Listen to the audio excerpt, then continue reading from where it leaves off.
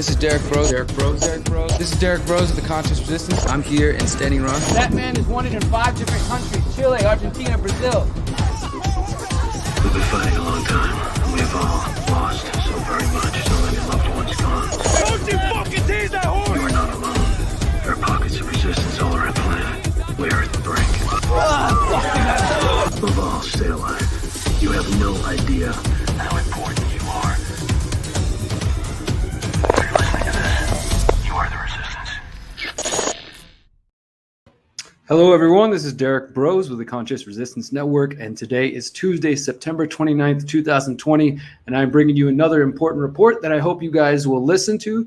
You will take in, you will do your own research, and you will share with your friends and family that you care about and that you are trying to keep educated during these tumultuous, crazy times. Today, we'll be talking about the FinCEN leaks. I will tell you all about that, what FinCEN means, what SARs are, why it matters, maybe why people don't care, and maybe even if there's an ulterior purpose to these leaks that are dealing with some of the most important international banks from around the world being involved with money laundering and all kinds of activities. So we're going to talk about that and more in just a moment. But before we get into that, I want to remind you guys, as always, to bookmark my website, theconsciousresistance.com, which you can see right here. And this is where you can find all of my books. I've written 5 books so far. I've got a 6th one coming out shortly, a 7th one on the way after that, and at least a couple more planned.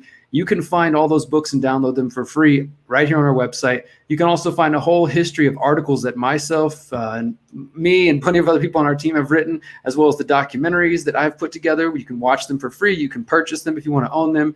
We have so many podcasts. We have conscious music. And I do want to say, if you want to support us, besides sharing content, besides following us over here on all these social media platforms, Float, Minds, Hive, join our text list, our Telegram channel, library, BitChute, or Patreon. Notice I didn't say YouTube or Facebook. Right now we are live on YouTube and Facebook, but I'd rather you follow me elsewhere, so we don't mention those. They got enough support. Besides following us there, though, we also have t-shirts that you can purchase if you would like. Like, I think you guys can see the one I'm wearing. Let me just step up here. It says, "You are beautiful, you are powerful, and you are free." And you can see on screen we have 4 different designs right now: the holistic anarchism, revolution without healing is a recipe for disaster, the conscious resistance logo, and then the "You are powerful, you are beautiful, free" logo. And we have them mainly in black and white, but we do have other colors as well. And allow me, if you guys will deal with a little bit of a commercial here for a moment, allow me to show you some more colors and shirts that we have. We just got these in, so I'm excited. And these were made, customized for a friend of mine. That's the thing. If you contact me and you say, "Hey, I want a very specific color, Derrick, do you have these?" We'll work with you. We'll try to figure it out. And my friend Joanna, shout out to Joanna, who is being an awesome supporter of my work, she decided she wanted some shirts, but she wanted to get them in a very specific style. And so here we go. Look, this is "You are beautiful, you are powerful, you are free" style, but it's like the V-neck. It's I guess it's a female cut. I mean, I guess guys or girls could wear it, but check out some of these designs. On the back, all the shirts have the anarchism or agorism or action A and the consciousresistance.com. There's another picture of her with that color and that style. We have more of these now. We have these colors and styles in stock. So ladies, gentlemen, whoever, if you want to wear one of these, then feel free to hit us up. Go to the consciousresistance.com, check out our shirts tab, do all that good stuff. And I appreciate that. So first off, let me also do one other house cleaning thing. Then I promise we'll get to the story. If you're watching me on Facebook, guys, if you hadn't seen me post already, I've been banned for another 3-day ban from Facebook. And this is getting a little bit old and a little bit annoying. I keep getting banned for just posting scientific studies. Or this time it was for posting some research saying that face shields don't work. And I was told by Facebook that goes against the World Health Organization standards. And so they need to punish me by banning me for 3 days. So I couldn't post or comment. But guess what? I've been commenting, sharing articles, even writing articles, including the one that we're going to cover today, and posting it on my Telegram channel, to my text list. Yes, on YouTube, on Library, on Hive, on Minds, on Float. So if you followed me anywhere else, literally anywhere else other than Facebook, you probably know that I put out this FinCEN links article that I'm about to go over. And actually, I have a brand new article that just came out today that I'll mention at the end. And my point here is that if you're depending on Facebook or YouTube, you're going to miss out on my content. Guys, the writing's on the wall. It's only a matter of time before they delete people like myself and others who are kind of questioning the various paradigms And especially as the election approaches, I do think that most of us will be deleted by the election, or at least for sure by the end of the year. So just one other kind of throwing it out there again. If you want to make sure you get my work, follow me other than Facebook. All right, so this article that I'm about to go over is coming from The Last American Vagabond, which most of you are aware that I write for Ryan at The Last American Vagabond, as does Whitney Webb. And we, again, bookmark Ryan, Last American Vagabond, read my articles, read Whitney's epic article here, Engineering Contagion. It just came out. And here's my brand new article, The Establishment's Plan to Divide, Part 2, COVID-19, Election 2020, and the Great Reset. I'm not covering that in this video. That literally just came out. Please make a half hour to read it. It's pretty long, but please, please, please. It's probably one of the most important articles I've written in the last few months. So please read it. In the meantime, though, let's get into this one. I published this just a couple days ago. FinCEN links. Who benefits from the disclosure? More than 100 news organizations from around the world recently released a detailed investigation into the financial corruption enabled by international banks. Do Americans, and not just Americans, because this is an international story, does anybody care? Last weekend, BuzzFeed News and the International Consortium of Investigative Journalists and more than 100 international news organizations released the FinCEN files investigation, detailing how a plethora of international banks are permitting financial transactions linked to drug cartels, human trafficking, and international oligarchs. Mainly, they focused on Russians. It seems like some of this is just more of the Russian hysteria. The series gets its name from the U.S. Department of Treasury's Financial Crimes Enforcement Network, or FinCEN. So financial, which is Fin, Crimes Enforcement Network, CEN. So FinCEN, Fin, CEN, and is based on more than 2,100 leaked suspicious activity reports. We're going to abbreviate those. Those are known as SARS, so suspicious activity reports, and other U.S. government documents. So basically what happens is if you are a bank and there are transactions, international transactions, whatever transactions going on via your institution, if you have all the typical telltale signs that there might be criminal activity going on through your banks, or there might be money laundering, whatever, you're supposed to file a SAR, a suspicious activity report, to the U.S. Department of Treasury's Financial Crimes Enforcement Network, or FinCEN. The thing about these suspicious activity reports is they're really kind of meaningless. There's no power behind them. In fact, as these leaks have shown, that despite the 2,100 reports that they've seen, which are just like 1% of the overall financial transactions going on, and also probably a small percentage of the suspicious activity reports that have been filed generally, what it shows, though, is that there's no teeth to these. I mean, it's just like usual government BS, right? It's like some regulation that they passed to say it's going to do this or that, and it really has no teeth. It basically just says, yeah, if we think somebody's doing illegal things through our bank, we're going to send you a letter that we call a suspicious activity report and say, hey, we think something's going on. Here's the signs. But the banks still allow the transactions to happen because, hey, they got to get paid too, right? And so they get a fee from the transaction. So somebody wants to launder $14 million, that is money being that is, say, as some of the examples I've shown, involved in drug trafficking or weapons trafficking or human trafficking. Well, sure, whatever, allow it to happen because we need to get our fee, the bank needs to get their cut, etc. So my point here is that it really does seem to be kind of a toothless situation where, although the government says, hey, if there's illegal activity, you file a suspicious activity report. Not only does the bank go through with the transaction and still get paid, the money still gets transacted, but the government is apparently not even investigating any of these things. I mean, again, the whole reason this is a leak is because these suspicious activity reports are typically not seen by anybody. They are not available to journalists such as myself when we file Freedom of Information Act requests. They are not available as discovery in court proceedings. And so these leaks provide the first look, is sort of the story we're being told, the first look at suspicious activity reports, how many of them are being filed, what banks are involved, and whether or not there's any sort of action being taken. Now, in some instances, some of the transactions they showed were transactions that they were able to relate and say, hey, this connects to another investigation where the US or Interpol or whatever other authorities did actually arrest people. But in many cases, these suspicious activity reports basically amount to nothing. So, all right, let's continue to take a look at this. And again, thank you guys for watching. This is Derrick Broze of the Conscious Resistance. If you are new here, please go ahead and subscribe, like, follow, share, do all that good stuff wherever you're watching from. And if you are watching on Facebook or YouTube, I would highly encourage and appreciate if any of you right now leave those platforms just for the moment, just while you're watching this video. Open up a browser and type float, FLOTE .app, APP slash, let me double check what it is really quick, slash conscious resistance, not the conscious resistance, just FLOTE.app slash conscious resistance, and go there right now. And you can watch this same video live, and you can comment via Float, or you can create a free account if you want. But either way, you can watch, and you're not supporting Facebook and YouTube.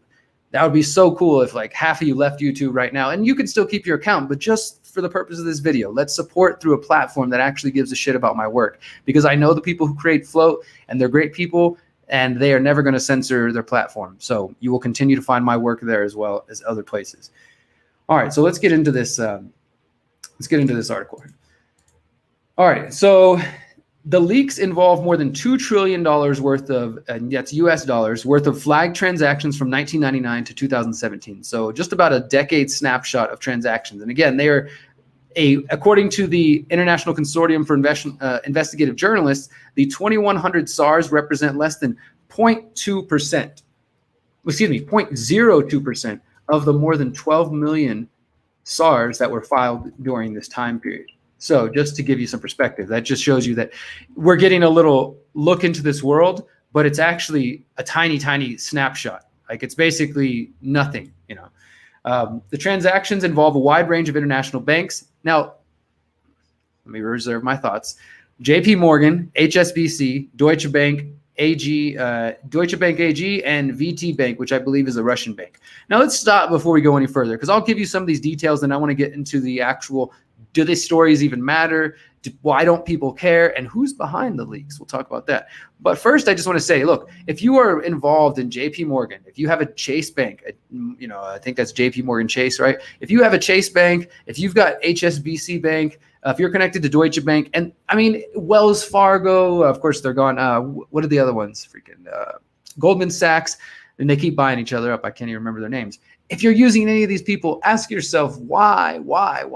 Is it convenience? Is it something that, you know, they automatically deposit your check? Like, why continue to use banks that are involved in money laundering, human trafficking, drug, you know, not that I have a problem with drugs and what adults do in their own time, but these people are the real criminals, and the criminals are in government, and they go around and arrest some local guy because he's got a little bit of weed or some small amount of controlled substance in his pocket and ruin his life. But these people are out here doing, you know, millions and billions, trillions of dollars worth of transactions. And some of it definitely involves violating people's sovereignty and using aggression and things that I am against. And I think most of us would be against. So why do you continue to give them your money? And literally give them your money, to hold your money. They robbed the people in 2008. They've been robbing the people of the world for over 100 years. And if you're in the US, they're a part of the Federal Reserve System. You know, there's just no good reason to continue to use these, other than you are your own person, you make your own choices. But what I usually hear is it's convenience. I don't know where else to put my money. I mean, literally, it would be better under a freaking mattress. You would have more of a moral standing if you put your money under your freaking mattress than put it in the hands of these criminal banks.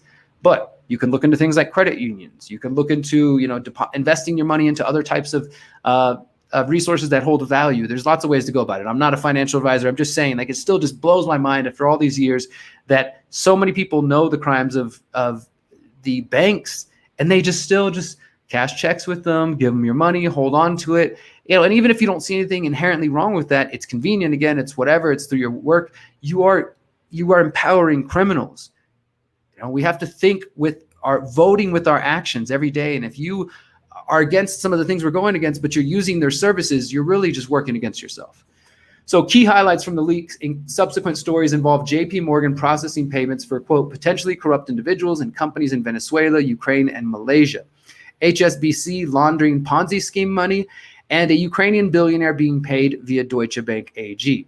The ICIG also includes a list of the billionaires exposed by the leaks. And it's interesting because most of the names will not be familiar to a Western audience, except for maybe Paul Manafort, who was, you know, part of Donald Trump's team. But it's just interesting to me. And this is where some people say, hey, this may be a limited hangout. Like, I mean, we know Deutsche Bank's connected to Trump. We know Epstein was connected to Deutsche Bank. I'm not necessarily saying in this small slice of 2,100 reports that they got, there should be some, you know, grand revelation about the cabal and the New World Order.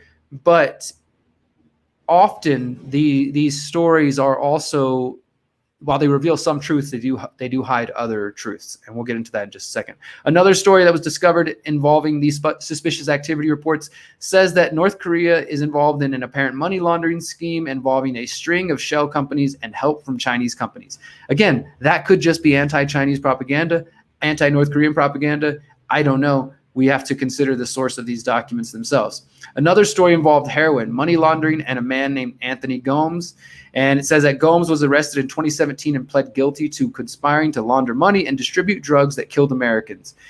Prosecutors allege that he and others were using offshore accounts, money transfers, Bank of America accounts, and encrypted communication to wire money to China and Canada. So again, pointing the finger at China. HSBC. Now, this to me is the most disturbing one, not necessarily in action, but just in how obvious the corruption is. That, like, does literally nobody give a shit anymore? Look, HSBC was a bank that was caught in 2012 laundering money for the Sinaloa drug cartel here in Mexico for at least $881 million, probably much more than that. They've also been involved in just so many other things. You can look it up, the funding, the destruction of indigenous lands. I have written about this. If you look up Derrick Broze, HSBC, you'll find a couple of my articles. That was back in 2012. Then they were caught, and then they were put on a 5-year probation period. And instead of, totally ending that bank, they're like, we're going to let you self-regulate. Just make sure you don't do that again, and you have a 5-year probation period. And then according to these new suspicious activity reports, during that time, while HSBC is on probation for laundering $881 million for drug cartels, violent drug cartels, they continued to offer banking services to alleged criminals, Ponzi schemers, shell companies, and also laundering funds for other drug traffickers. So they didn't stop doing anything at all. And HSBC put out a statement saying, starting in 2012, we embarked on a multi-year journey to overhaul our ability to combat financial crime across more than 60 jurisdictions. HSB is much safer than it was in 2012. Well, that's reassuring, isn't it?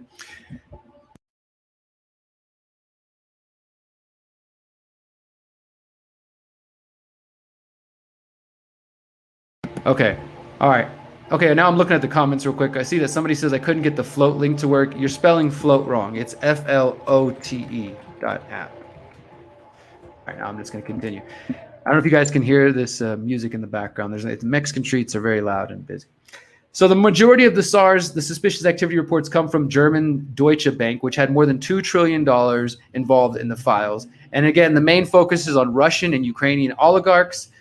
Now, the interesting thing, though, and I want to get here to this, where a Mint Press story, a news story, recently made this note, and I thought it was a good job by the writer. It says, the Mint Press news story delves deeper into the issues surrounding Deutsche Bank and the current legal battle involving the U.S. Department of Justice and an $11.7 million Malaysian sovereign wealth fund called 1MDB. Now, I don't want to lose you guys here because this does start to get a little bit in the weeds. We have these FinCEN links, right? And at the same time, there's apparently a U.S. Department of Justice investigation into 1MDB, which is a billion-dollar Malaysian sovereign wealth fund.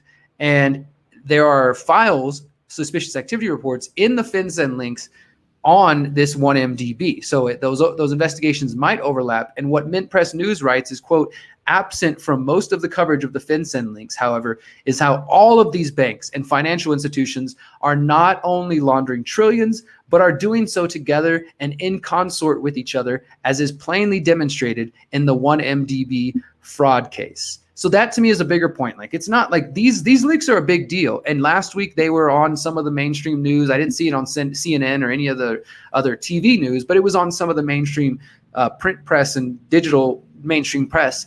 But here we are 1 week later, and guess what people are obsessed about? Tonight, Donald Trump is going to fight Joe Biden in a cage match for the WWE. Oh, wait, never mind. For the presidency of the United States. Yeah, that's what everybody's thinking about now. And they're already forgotten that last week we were told that trillions of dollars of money was being laundered through banks.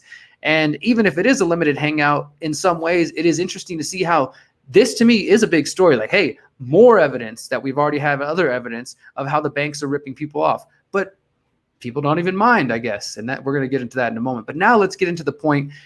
We're at 22 minutes now. I'll start to wind this up. I don't want to be too long-winded here, but I am trying to break down some important elements of this. We're going to get now into the point of kind of exploring the idea that this could be a limited hangout operation, that these leaks might have been leaked on purpose by somebody, or if they weren't on purpose, that the involvement of the International Consortium for Investigative Journalists could be an attempt by someone to cover up some of their own crimes. So the idea that maybe somebody involved is, in these leaks was able to get involved in the International Consortium for Investigative Journalists and do their best to provide cover. And that brings us to the next part, the Omidyar network.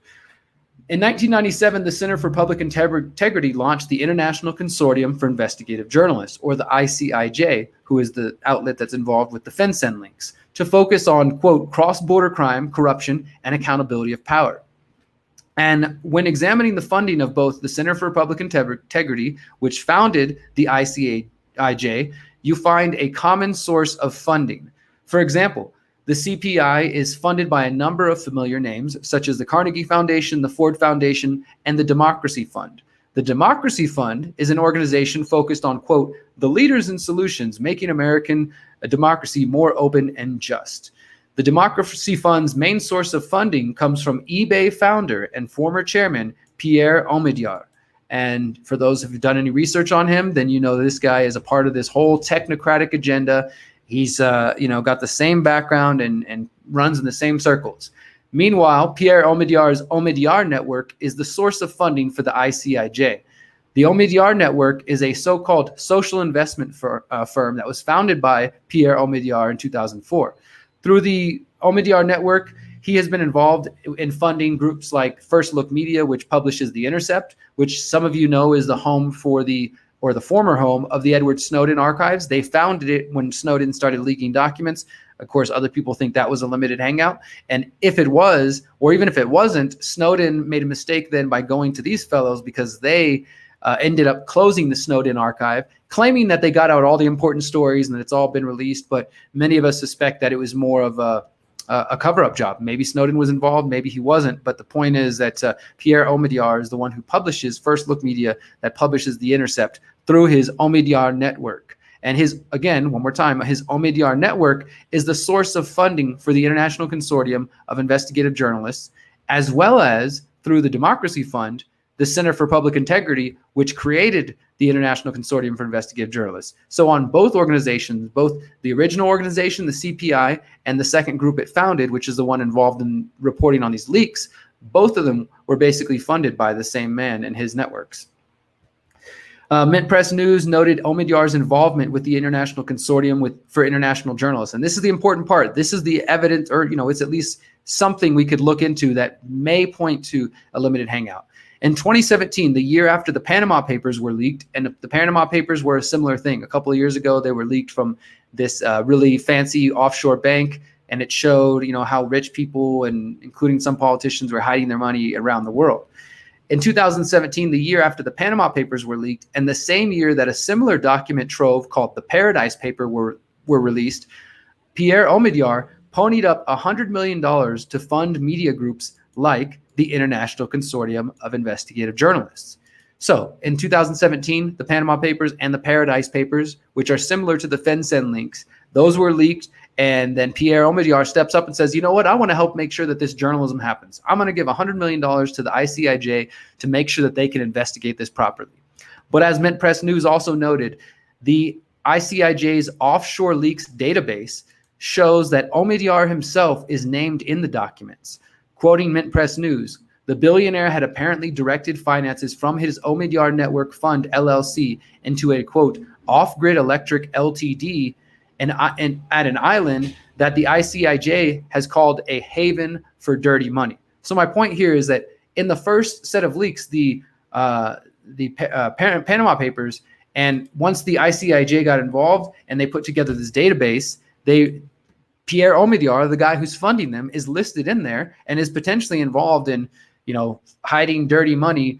And, I want to pause to just say this, because we're talking about people hiding their money in offshore accounts. And there's been a lot of conversations this week about Donald Trump's taxes, and he only paid $750. And let me just say this. This is my personal opinion, not my journalistic opinion. I'm going to take off my journalist hat and be here as an anarchist activist and say, awesome. If you can successfully hide your money from the government and keep them from taking it from you, I don't hold anything against you. I'm sorry. I'm not a tax the rich kind of guy. I'm not a, let's get the state more involved.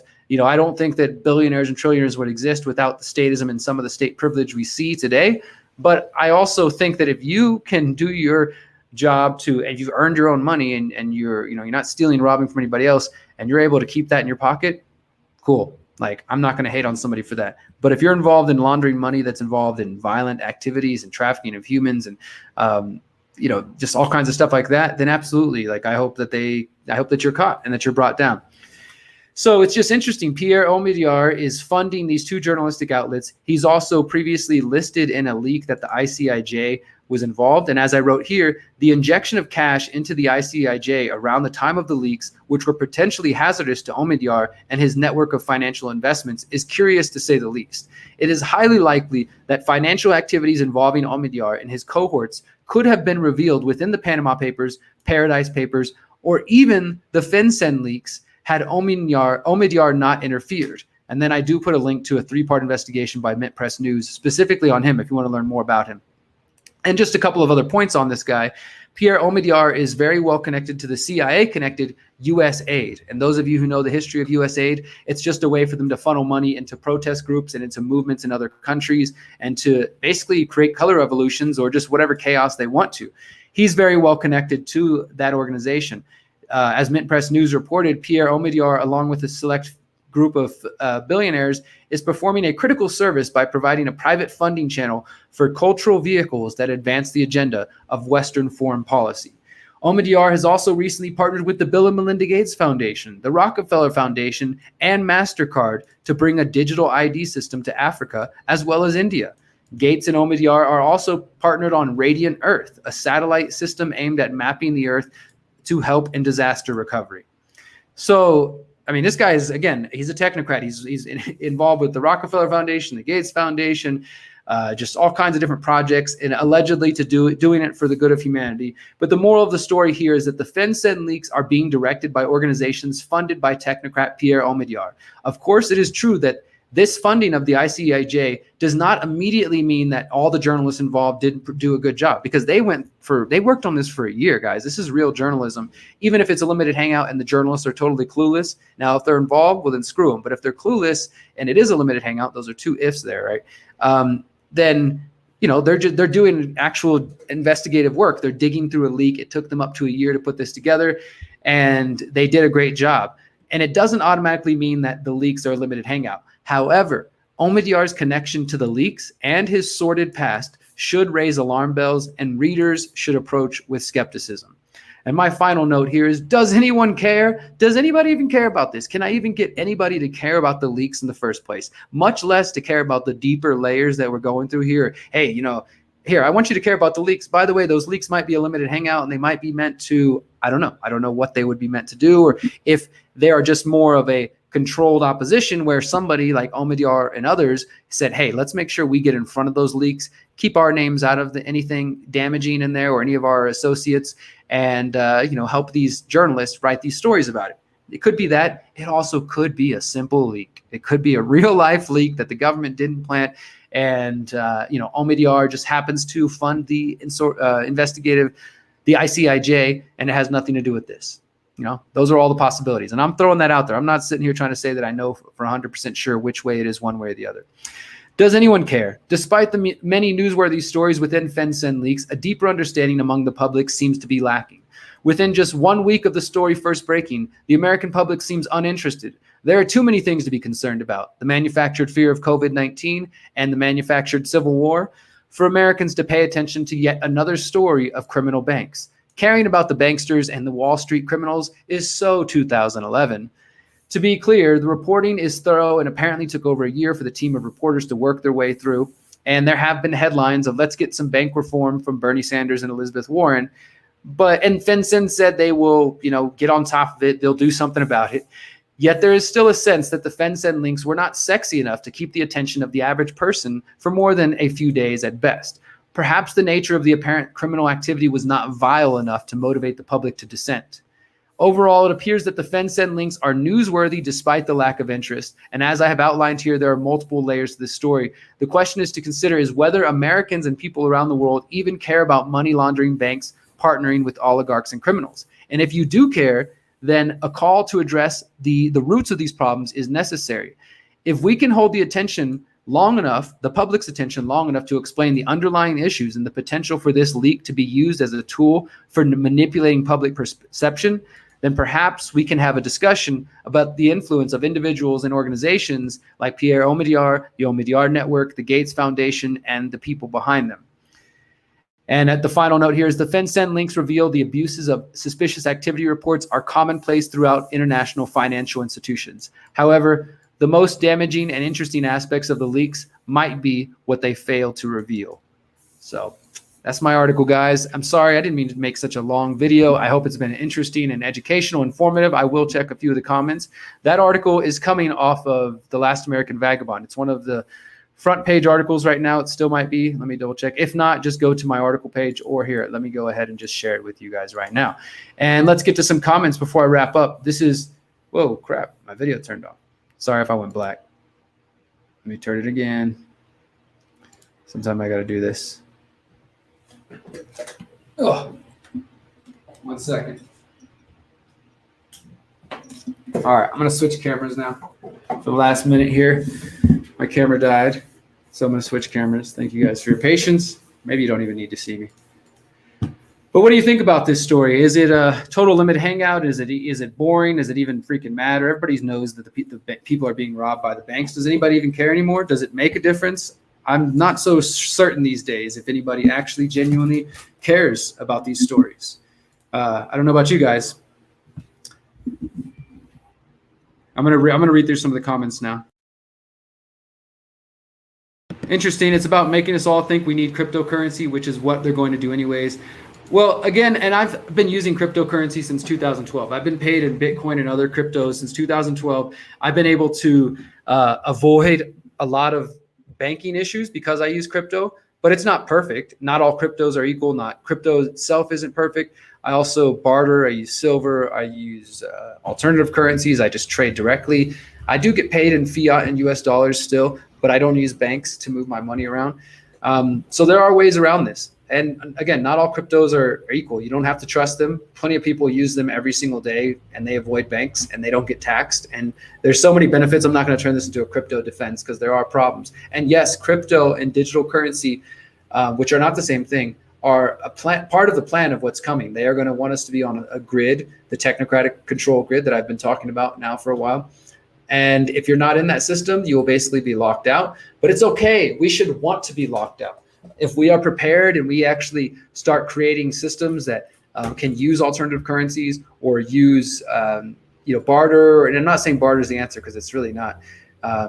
It's a part of the answer, but it's not the full answer. But if we start using different methods to interact and to exchange value, which is all money is about, then we won't be dependent on their systems. But if you remain completely dependent on their systems, when the shit hits the fan, and guess what, guys, shit is all over the fan, then you're going to be screwed. So the important thing is for you to start, go to freedomcells.org, start taking care of yourself, because the answer to the banks being criminals like this, as I said earlier, and I will go back, did anybody get my comment or did I offend too many people by telling you guys to switch banks? It seems like some people take the whole banking thing very personal and they're like, wow, I love JP Morgan Chase. I love HSBC. I love, what was the other one? Bank of America. I love banks that rob me blind. I love banks that take advantage of people and sell them loans that they know they can't afford. And then once they can't afford, they call in the debts and then try to collapse the global economy so they can re-engineer it into the Great Reset and put us all on one single currency, one single world order, one single control system. I love those banks. Whew. All right, guys. Security is all I want from money. All right, I think I'm just going to leave the comments there. There's a lot of beautiful comments, and I hope everybody will scroll through the comments. We have people listening across Facebook, across Float. Raise your hand if you're on Float. How many of you are on Float?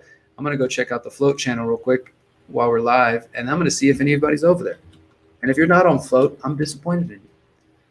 and you know, you don't want me to be disappointed in you. All right, guys, I'm just kind of having fun now. Let's go ahead and wrap up this video. Otherwise, I'm going to keep rambling. I just want to check while we're live if there's people on Float. Live now. Let's click the live now video, and then I'm out of here. The next bailout will be a bail-in. Don't keep money in the bank. Exactly. The banks are too big to fail, too big to jail, too big to do anything about. So take your money out of them. All right, we do have some people floating it up over here on Float side. What's up, guys? Thank you for being on Float. Awesome. Cool. Well, until next time, guys, please bookmark theconsciousresistance.com. As I mentioned earlier, I put out a brand new article on the Last American Vagabond. I'll probably do a video about it tomorrow. Or in the next couple days, but it's extremely important. It's 4,100 words long. Set aside 30 minutes to an hour. Get out your notepad. Read this article. It's one of the most important things I've written in the last few months, and it directly relates to everything that's coming in the next month. Please, please, please, please read the article. And also, final note, if you're watching this live, tune in this Friday. I will be doing my show, The Conscious Resistance Live. Operation Underground Railroad goes live this Friday. That's all I'm saying till now. Until next time, guys, thank you for following. Bookmark The Conscious Resistance, and remember, you are powerful, you are beautiful, and you are free. Peace, my friends. This is Derrick Broze. This is Derrick Broze of the Conscious Resistance. I'm here in Standing Rock. That man is wanted in 5 different countries: Chile, Argentina, Brazil. We've been fighting a long time. We've all lost so very much. So many loved ones gone. Don't you fucking tease that horse! You are not alone. There are pockets of resistance all around the planet. We are at the brink. Above all, stay alive. You have no idea